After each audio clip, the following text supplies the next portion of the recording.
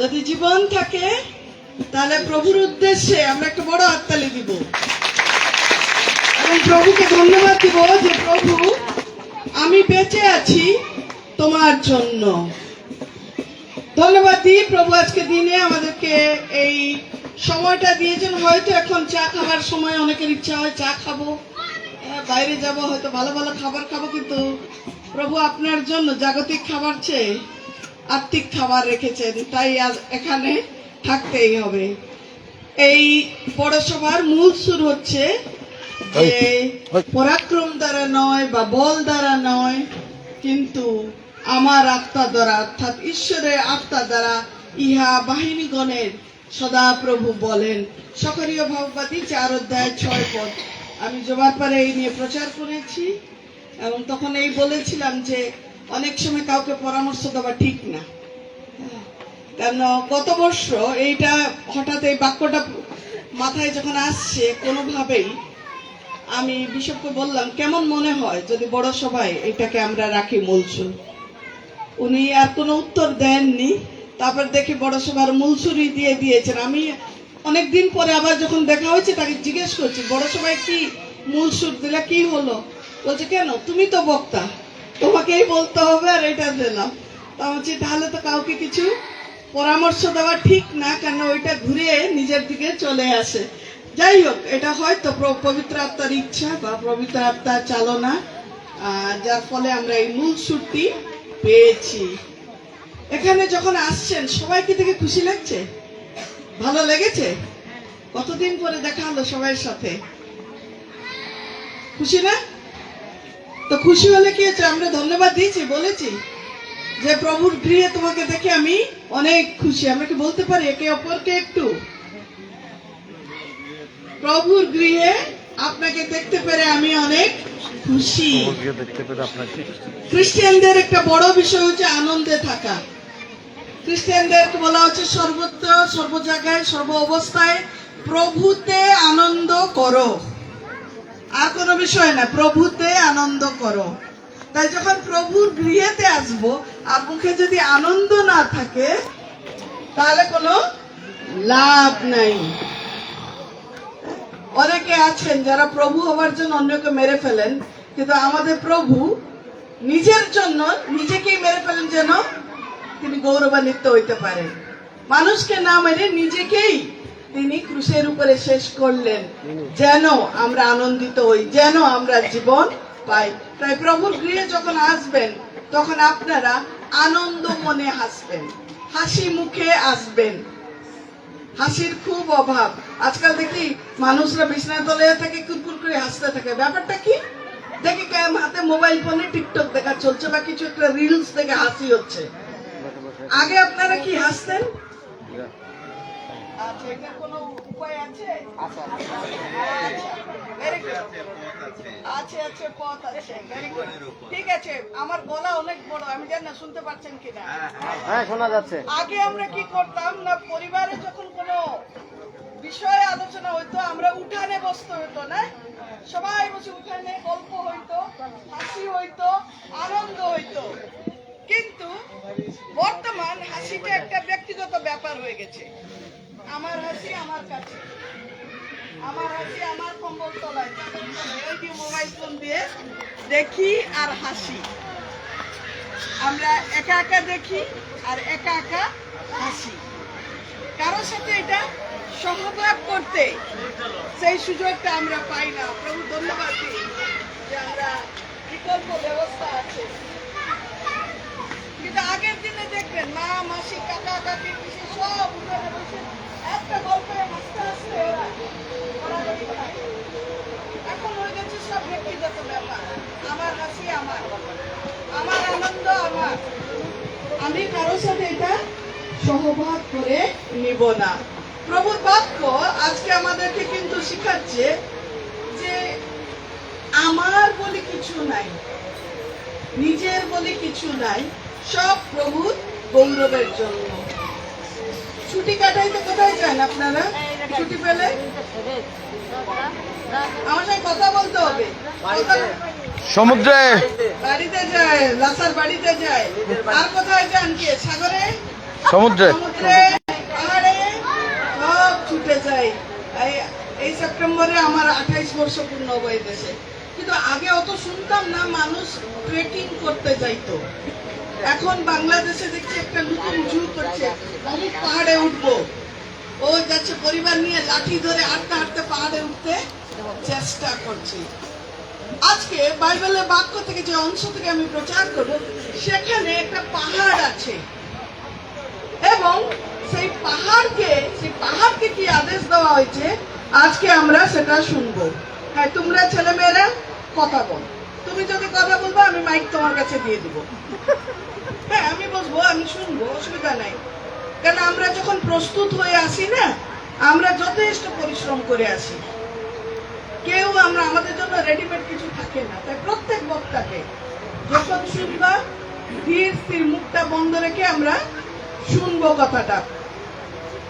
তাই পাহাড় একটা চিহ্ন মতো, যেটা বাইবেলে বিভিন্ন ভাবে দেখা দিয়েছে। অনেক সময় ঈশ্বরকে বাইবেলে দেখবেন লেখা আছেন, সদাপ্রভু পরমেশ্বর আমার পাহাড়, আমার দুর্গ, আমার শৈল।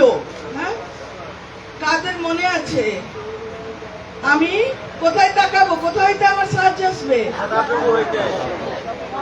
আমি কোথায় তাকাবো? পর্বতগণের দিকে তাকাবো। অনেক সময় আমরা এই উঁচু জায়গায়, উঁচু স্থানে, উঁচু মানুষদেরকে তাকাই যেন তারা আমাদেরকে সাহায্য করতে পারে। প্রিয়জনেরা, পাহাড় কেমন? খুব নরম তরম জিনিস। কেমন? কত শক্ত? কি দিয়ে তৈরি? পাথর দিয়ে তৈরি। কেউ আছে ঠেলে এটাকে সরাইতে পারবে? কেন পারবেন না? আছেন? ঈশ্বর তো পারেন, আমরা পারবো ঠেলে সরাইতে? ঈশ্বর থাকলে পারা যায় নিশ্চয়। এই পাহাড়ের মতো অনেক সময় আমাদের জীবনে কিছু বিষয় এসে যায়, কিছু রোগ এসে যায়, কিছু অভাব এসে যায়, কিছু পরিবারের সমস্যা এসে যায়, আর আমরা চেষ্টা করি ওটাকে ঠেলে দূরে সরাইতে। কিন্তু সে তো পাহাড়ের মতো, পাথরের মতো, সে সহজে সরতে চায় না। আজকে আমি এই প্রচারের মধ্যেও কিছু প্রশ্ন রাখতে চাই যে আপনার জীবনে আজকে কোন পাহাড়টা আছে? বলা লাগবে না, আপনি নিজে জানেন কোন পাহাড়গুলো আছে আজকে আপনার জীবনে। আপনি চান এইটা যদি কেউ সরাই দিয়ে আমি মুক্তি পাবো, আমি রক্ষা পাবো।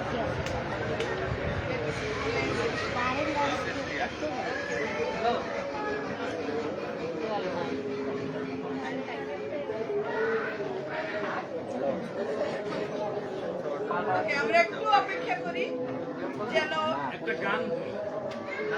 চলে আসবে, সুইচ অন হবে।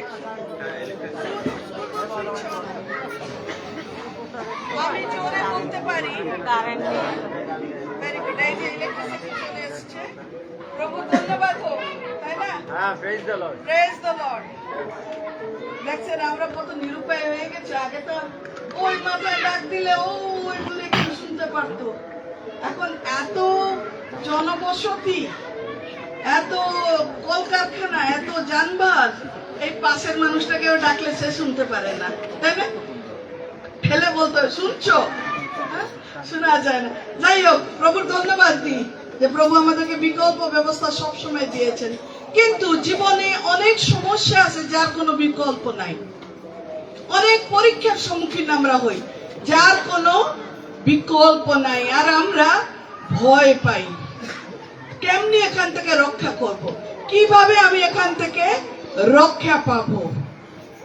অনেক কিছু আছে যেটা হয়তো আপনারা বা আমরা ছাড়তে চাই কিন্তু ছাড়তে পারি না। হয়তো পারে কোনো গোপন দুর্বলতা আছে, আমি ছাড়তে পারছি না, পাহাড়ের মতো আছে। আর আমি পাহাড়ের চারপাশে গর্ত করতে চেষ্টা করছি, যদি পাহাড়টাকে ছোট করে দিয়ে একটা টেলা বানাই, কি টিলা বানাই দিতে পারি। নিজের বুদ্ধিতে আমরা ওটাকে অতিক্রম করতে চাই, কিন্তু আমি যত ছাড়তে চাই সে তত আস্তে পুষ্টে আমাকে জড়াই ধরে। আমি যত ছাড়তে চাই সে তত জড়াই ধরে। কি বিষয়? প্রত্যেক মানুষের ভিন্ন ভিন্ন দুর্বলতা থাকতে পারে। ভিন্ন ভিন্ন সমস্যায় থাকতে পারে, যা তারা আজকে ছাড়তে চায় কিন্তু ছাড়তে পারছে না, এবং সেগুলো তাদের জীবনে পাহাড়ের মতো আছে, পাহাড়ের মতো ধরে আছে। হয়তো পারে সম্পর্কের টানাপোড়া একটা পাহাড় হয়ে দাঁড়িয়ে আছে। মানুষটাকে ছাড়তে পারলে বাঁচি, একে অপরকে সহ্য করতে পারছি না, এত কষ্ট হচ্ছে যে আমাকে তাকে ছেড়ে দিতে হবে। তাই বাক্য বলছে আজকে যে আমরা যদি প্রভুর কাছে বিশ্বাস রাখি, প্রভুর কাছে আসি, তাহলে এই পাহাড়ও সরে যাবে। এই বাক্যটি বাইবেলে সকলীয় বাপ্পাতি 4 অধ্যায়ে আমরা পাঠ শুনলাম। সরুবাবেল বলে একজন ব্যক্তি ছিলেন, তার কাছে ঈশ্বরের এই আত্মা আসলো, বা তার কাছে ঈশ্বরের এই বাক্য আসলো, এবং সেখানে সে বলছে, তখন তিনি আমাকে বললেন, অর্থাৎ সরুবাবেলকে বললেন। সদাপ্রভু সরুবাবেলকে এই কথা বলছেন, বল দ্বারা নয়, শক্তি দ্বারা নয়, কিন্তু আমার আত্মা দ্বারা সর্বশক্তিমান প্রভু সদাপ্রভু এই কথা বলেন। সদাপ্রভু এই কথা বলেন, সদাপ্রভু আজও কথা বলেন। কিন্তু আমরা অনেকে আছে প্রভুর গৌরবটাকে হরণ করি, প্রভুর গৌরবকে আমরা চিন্তা করি না। হয়তো দেখবেন অনেকে আছে, আমরা আমি গতবারও প্রচারে বলেছিলাম জবাব বার্তাতে, আমরা অনেক সময় আমি করেছি, আমি বলেছি, আমি ওটা জোগাড় করে দিলাম, আমি বললাম তো তাই হলো, আমি ওই বুদ্ধিটা দিলাম, আমি বললাম একটু লবণ বেশি দাও তাই তরকারি স্বাদ হয়েছে, আমি বললাম বড় কানের দুল না ছোট একটা পরো দেখবে তোমাকে সুন্দর লাগছে তাই হলো, আমি বললাম সবাই এতটুকু চেয়ার নেই আর 10টা চেয়ার বেশি রাখো তাই দেখো মানুষ বসার জায়গা পাইলো, আমি বললাম সবাই এখানে নাই ওখানে করো, ওই জায়গাটা ভালো ওই তাই ওটা হলো। সব আমি, সব আমি, কিন্তু আসলে কার এ সভা? কার? ঈশ্বরের। এই শরীর কার? ঈশ্বরের। এই রান্না বান্না কার? ঈশ্বরের। এই জীবনের প্রতিপত্তি অবস্থান কার? ঈশ্বরের। ঈশ্বর না দিলে আপনি আমি কি করে করতে পারি? কিন্তু ধিক আমাদেরকে, ধিক আমরা যারা চুন কাজ করা কবরের মতো আছি, যে আমরা ঈশ্বরের গৌরব হরণ করি, বলি আমি করেছি, আমি বলছি। কিন্তু সরুবাবেল বলছেন যে কেবলমাত্র ঈশ্বরের আত্মা দ্বারা। আমি আর অংশটা পড়ছি না, অনেক লম্বা অংশটি আছে, ছোট্ট করে তার ব্যাকগ্রাউন্ড। এরা কিছু প্রায় 50,000 মতো লোককে, তাদেরকে সে বন্দি দশা থেকে সাইরাস নিয়ে এসেছেন, এবং নিয়ে আসার পরে সরুবাবেলকে দায়িত্ব দেওয়া হয়েছে, তুমি একটা মন্দির বানাবা। মন্দির বানানো চারটিখানি কথা নাই, তাই না? সলোমন মন্দির বানাইতে গিয়ে কত নাজেহাল হয়েছে। আর এই সরুবাবেলকে নিয়ে আসা হয়েছে। সরুবাবেল ছিলেন যেটা কি বলবে সিভিল অ্যাফেয়ার্স, যেটা সেই অঞ্চলের তার দায়িত্বে ছিলেন। একদিকে সক্রিয় ভাববাদী, তাকে দায়িত্ব দিয়েছে, ঈশ্বর বাক্য তার কাছে আছে। আর সরুবাবেল, তুমি এই মন্দিরটাকে ঠিক করবা, এই মন্দির নির্মাণ করবা, এই মন্দির গঠন করার কাজ তোমার।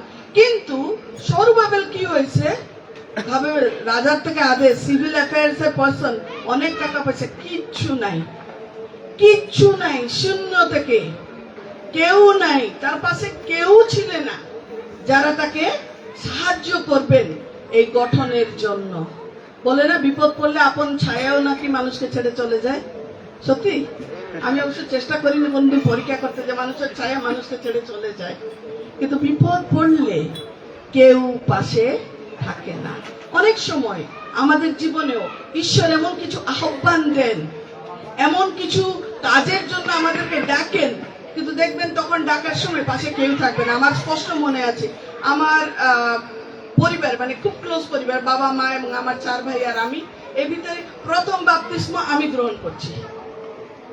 এবং তারা বাপ্তিস্ম, মানে বাবা মা তো বাপ্তিস্ম করেছে, কিন্তু ভাই বোনদের ভিতরে তারা ভাবলে তুই এত ছোট, আমরা ব্যাপটিস্ট চার্চ থেকে আমার পরিবার বিলংস করে, তা অবগাহন হয়, তো বলছে যে তুই এত ছোট, সবচেয়ে ছোট, তোর আবার কি শাড়ি পরার শখ হয়েছে বলে বাপ্তিস্ম নিবি, না ভোজ খাবার শখ হয়েছে? হ্যাঁ, অনেকে আমাকে ঠাট্টা করেছে। আমার বাবা বলছেন তুমি প্রার্থনা করো, যদি প্রভুর ইচ্ছা তাই হয় তাই হবে, যদি প্রভু সত্যিকারে তোমাকে চাচ্ছেন তুমি অবগাহন নাও, তুমি নিবা। কিন্তু আমি জানছি, আমি যখন থিওলজিও পড়তে আসবো তখনও লোকেরা অনেক কথা বলেছেন। হ্যাঁ, কি পড়তে যাবা, ওখানে কি পাবা, কি পাবা, মানে রয়্যাল বেগার্স, থিওলজি পড়ে পাস্টর হবা, তারপরে বলবো এই টাকা দেন ভাই, টাকা দেন, এটার জন্য টাকা দেন, ও ভাই চলতে পারছি না, টাকা দেন। রয়্যাল বেগার্স, সেখানেও নিরুৎসাহিত করা হয়েছে। কিন্তু যেখানে প্রভু ডাকেন না, ওই আপনি পাতালেও থাকলে টান দিয়ে কিন্তু প্রভু নিয়ে আসবেন। তাই যদি প্রভুর পক্ষে কাজ করতে আসেন, দেখবেন অনেক বাধা আসে। সাধু সুন্দর সিং এর নাম শুনেছেন? হ্যাঁ, ভারতবর্ষের যিনি তোলপাড় করে দিয়েছিলেন ওই সময়। সাধু সুন্দর সিং, তার বাবা, তাদের পরিবার একদম মানে কি বলবো উচ্চ কাস্ট, পাঞ্জাবি পরিবার, ওরা শিখ ধর্মে বিশ্বাস করে তারা। এবং সাধু সুন্দর সিং যখন প্রভু যিশুকে পেয়েছে এবং তার পরিবার, তার বাবা এবং তার ওই যে তাদের গুরুদ্বারের লোকগুলো জানলেন, তখন তার বাবা এরকম একটা বড় ভোজ আয়োজন করলেন, বড় ভোজ, সবাইকে ডাকলেন। আর সুন্দর ও ভাবছিল বাবা বড় ভোজ ডাকছেন, হয়তো বলবে সবাই এসে খেতে, আজ থেকে এই ছেলে আমার প্রভুর পথে চলতেছে, ও যিশুকে দেখেছে। কিন্তু ঘটনা কি হলো, সবাইকে ডেকে এরকম বসে তার বাবা বললেন, এই ছেলেটা আমার জন্য আজ থেকে মরে গেল, এ আমার তেজ্য পুত্র, কারণ সে যিশু বলি কাউকে গ্রহণ করেছে, সে খ্রিস্টিয়ান হয়ে গেছে, তাই তাকে আমি তেজ্য পুত্র।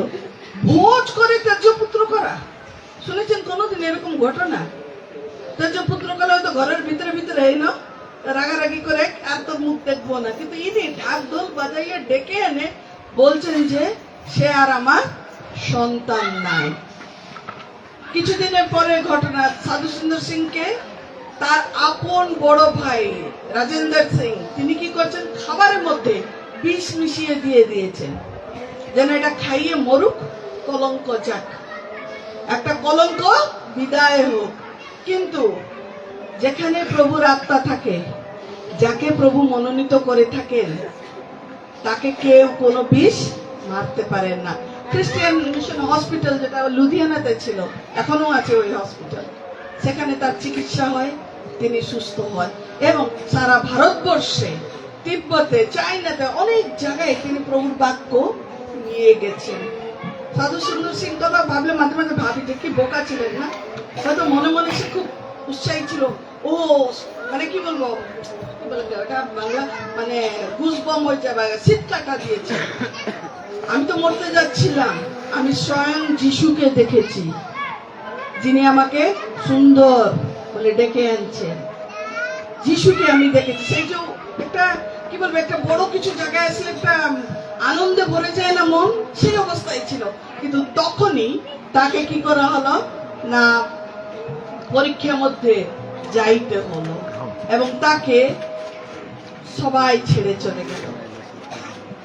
আমাদের জীবনেও এরকম পরীক্ষা আসবে, নিশ্চয় আসছে, অনেকে আছেন। সবাই হাতে আজকে মাইক্রোফোন থাকলে সবাই বলতে পারতেন কার জীবনে কি পরীক্ষা এসেছে। অনেক বড় বড় পরীক্ষা আসছে, পরিবার থেকে আসছে, আপনজন থেকে আসছে, স্বামী স্ত্রী থেকে আসছে, সন্তানদের কাছ থেকে এসেছে। তারপরেও অনেকে আমরা নীরব হয়ে থাকি, পাহাড়টিকে প্রভুর চরণে দিয়ে রাখি।